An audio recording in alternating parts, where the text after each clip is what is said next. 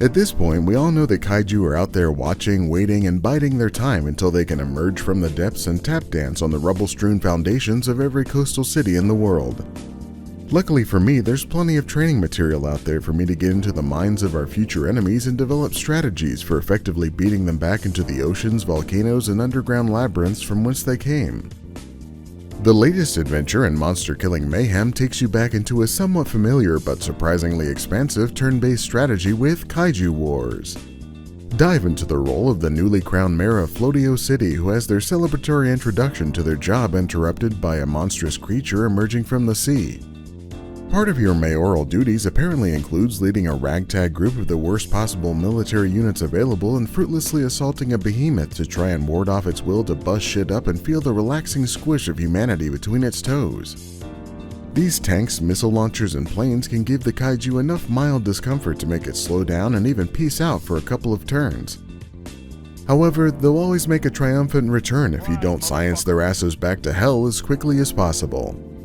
That's right, the key to victory in most levels is keeping your scientific gains moving toward the creation of some kind of anti-kaiju serum to lethally inject them.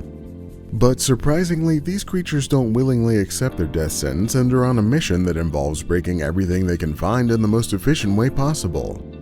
But you can use this efficient nature to your advantage. These big angry fellows are predictable and probabilities can be calculated for what they're likely to rampage toward and the path they'll take. You can then use this information to put your exceptionally worthless units in their path and use those units' abilities to do a little more damage while being crushed to death for your advantage. Tanks even have a special bonus to their counter where they're a slightly bigger nuisance to walk through, causing the Colossus in question to lose some of their movement points. The fewer buildings a kaiju destroys, the more resources you'll gain each turn and the more you can do to provide a minor inconvenience until science can save the day. Of course, no kaiju assault is complete without hidden forces behind the scene trying to ensure it thoroughly kicks your ass. So every so often, unseen entities will sabotage your security until all of these little locks down here are gone, which will then trigger the predictable brute to suddenly lock in on your precious scientist. Don't worry though, she can take off in a van and escape to a new lab to continue working, but the whole time you'll be missing out on that sweet science juice until she's safely juggling test tubes again. This saga continues through the 6 brutal chapters of a comic book and an unending chain of missions represented by each panel, letting you experience every single conceivable way to get your ass kicked by a gigantic monster. However, every time you succeed, you get some medals that you can use to upgrade your ever-growing variety of ineffectual war machines so that they can reach the lofty peaks of almost helpful. Kaiju Wars. When the futility of war isn't futile enough, let this monster show you how much you suck. One thing I can definitely say about this game is that I sucked at it.